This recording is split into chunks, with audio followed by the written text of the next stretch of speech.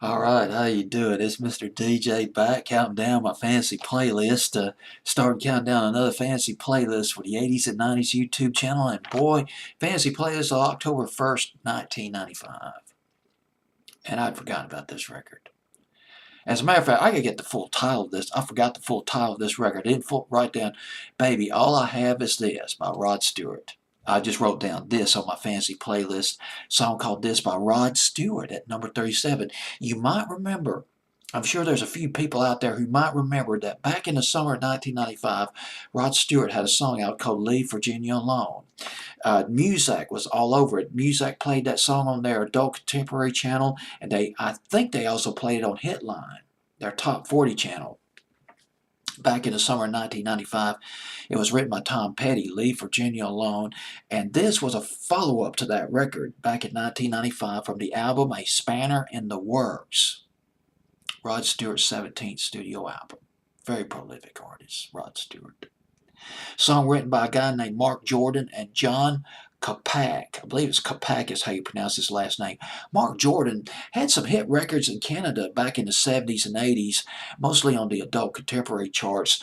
Most famous for New York City in 1980. That went to number 13 on adult contemporary. And Marina Del Rey, which went to number 23 on the adult contemporary charts in Canada. That was back in 1978. Mark Jordan who wrote this record, so it does fit in line with the genre of songs that he has produced and recorded over the years. Mark Jordan, who co-wrote this song, This by Rod Stewart. The album, God, this is Trevor Jones. No, Trevor Horn, rather. I knew this guy was phenomenal, but I just didn't realize just how phenomenal he was. One of the, gosh, how should I put it? One of the originators of the 80s sound. Well, for one thing, he produced Kiss from a Rose by Seal. He produced that, and that was in 1994 and 1995, formerly of the Buggles. He was in the Buggles. Video Killed the Radio Star. He co-founded or founded Art of Noise. That they had some hit records back in the 80s. He co-produced the album Leskin of Love by ABC.